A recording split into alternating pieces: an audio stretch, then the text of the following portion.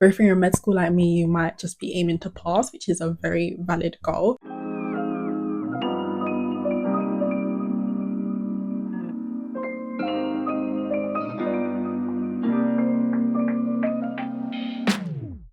Hey guys, welcome back to my channel. It's your girl Sinead and I'm back with another video. So as you can tell by the title, we are going to talk about all of the things I think you should do for the new academic year. So just quickly, if you don't know me, I'm Sinead. I'm a fourth year medical student and I make videos about navigating med school and just life as a uni student in general. I feel like this video will be useful to you whether you're in secondary school, sixth form or starting university. You will be able to apply these tips to your studies. So I want to keep this video short and sweet. So with that being said, we'll get straight into the video.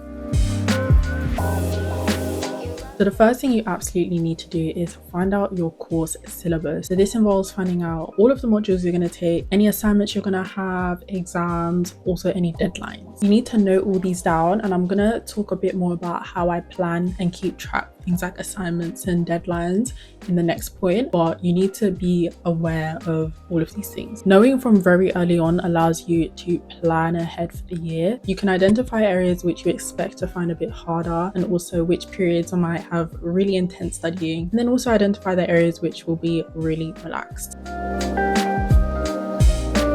So now that you know what you're going to be studying throughout the academic year, you want to organize your planning tools. So firstly, this depends on whether you like to do written notes or if you like to type them up or use an iPad. When I was in school, I used to handwrite my notes, and the way I would organize them is I would have a folder or a binder for each subject. You can get those big arch lever A4 binders, but I do find that those can get really heavy. But just in general, you want to have some sort of organization system for each subject. I also used to keep a plastic wallet in my bag. Normally it would have sections in it. If I was ever carrying a piece of homework or taking a piece of work to school, then I could put it into its designated section and then it would be easy to find when I need it. Now that I'm at university, I mostly use my laptop, but I do know that some people like to do written notes on an iPad. If you are one of those people, then I definitely recommend apps like Notability and GoodNotes, which you probably already use, but those just allow you to organize your notes into notebooks and put them in necessary folders. But as I said, I mostly type on my laptop, and to do that I use Notion. I like to use Notion, but I know some people like to use Google Docs, for example, because you can organize them onto your Google Drive. You can also use Word documents because again you can put it onto OneDrive.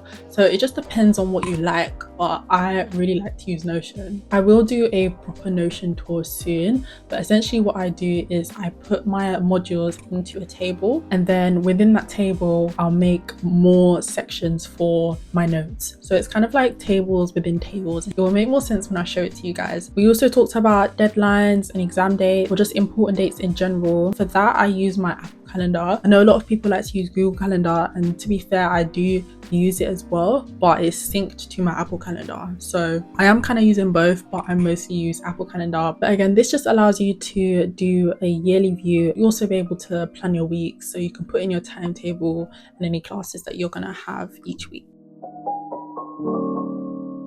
So you found out all your modules, you've got your planning tools. The next thing that you need to do is set some goals. I feel like in general, we all have a goal to do the best that we can, achieve a high grade, or just to improve our grades in general. But if you're in med school like me, you might just be aiming to pass, which is a very valid goal. What I will say is set academic goals, but also set personal goals as well. Personal development is just as important as academic development, so you want to have at least one or two in there as well. It might be that you want to join a society or a club, whatever it may be, just include it into the goals that you're setting. Overall, what I will say is that if you are setting goals, make sure that they're SMART. You may have come across the acronym SMART before, but what it is it's a way of setting your goals. So SMART stands for specific, measurable, achievable, relevant, and time bound. You might have a goal that says, I want to get high grades. That is a very valid goal to have, but it's not very smart. A smart goal would be, I want to achieve an A star in maths by the end of the year. The reason why the latter option is better is because you've made it more specific. You've said which subject you want to achieve the grade in. You've defined the grade as well. It's measurable because again, you can measure your exam results based on mock exams or your actual end of year exams. It's definitely achievable if you put in the right amount of work, and then it's also relevant to you if you're in sixth form, for example, and then it's also time bound because you've said by the end of the year you want to achieve that goal. It might be that you want to achieve it by the end of the semester or the end of the term. Just make sure that you're setting goals which are smart. This allows you to break it down into actionable steps and makes you more likely to achieve those goals. The next thing I think you should do is to get ahead with some rereading. This might be a requirement for your course anyways, and if it is, then obviously that's what you need to do. For other courses, it might just be that you just need to show up to the teaching sessions. I would say it's definitely beneficial to look ahead at the materials, because I've noticed that when I take notes before going to a teaching session, I'm a lot more engaged because I've had time to digest the information before I get there. I would say definitely prepare for your classes beforehand, but obviously don't overdo it.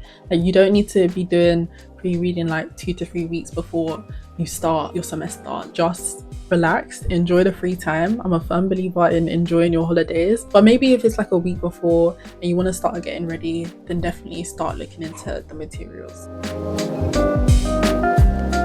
The fifth thing, which is very important for me, is to establish a routine before you restart your semester. We all know that during the holidays, things like sleeping patterns go out the window. At least a week before I'm about to start, I try to reset my body clock. So if I know that during the semester I'm gonna have to wake up at 6 or 7 a.m. to go to placement, and I've been waking up at like 9 a.m. during the holidays, then I know that I need to start waking up a little bit earlier each day. This way it allows me to ease my way back into that routine rather than me trying to reset my body clock in one night. This applies to any other habits. You're just trying to let go of any bad habits. So for example, your attention span might be a bit shorter because you spent the last 4 weeks scrolling on TikTok all day.